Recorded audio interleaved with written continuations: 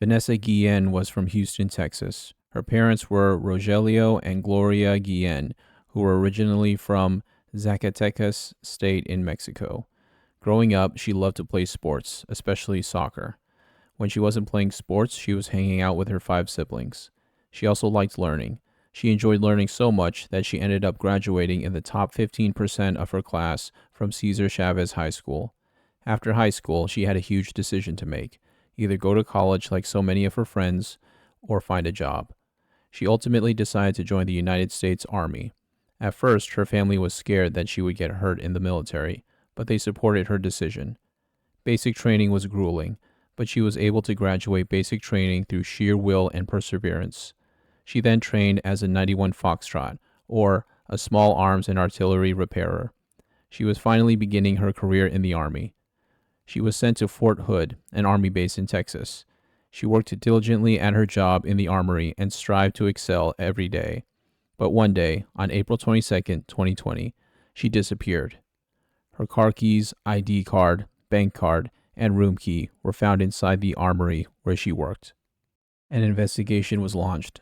Vanessa's family had a gut feeling that something bad happened to her and that her disappearance was due to suspicious circumstances. The reason they had such a bad feeling was because Vanessa had told her family that she was being sexually harassed by a sergeant at Fort Hood. Other female soldiers corroborated this and also filed complaints. However, those complaints were dismissed and ignored. Vanessa's mother advised her to report the matter, but Vanessa said that she could put a stop to it herself.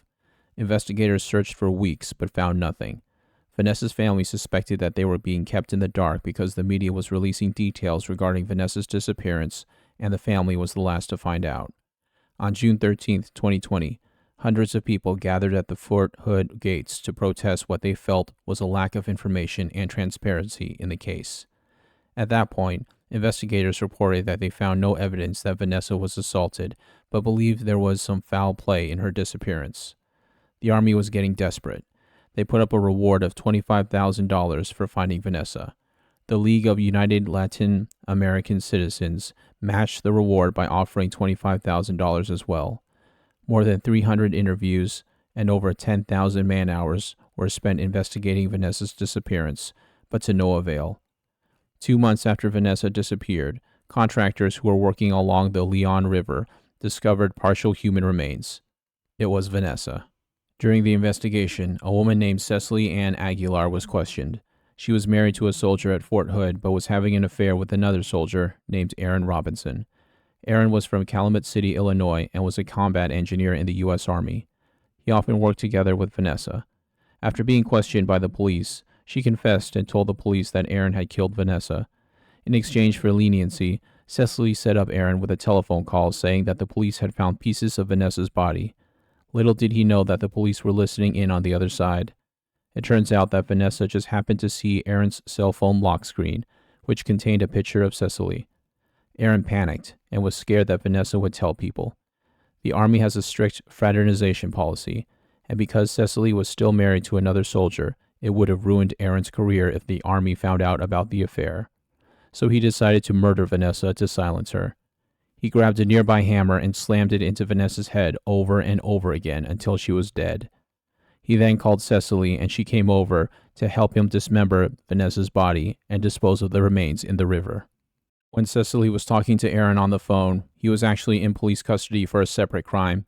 He had violated the COVID-19 quarantine rules and was detained. Once he heard that Vanessa's remains were discovered, he panicked and fled from police custody. He managed to get away and hid from the police.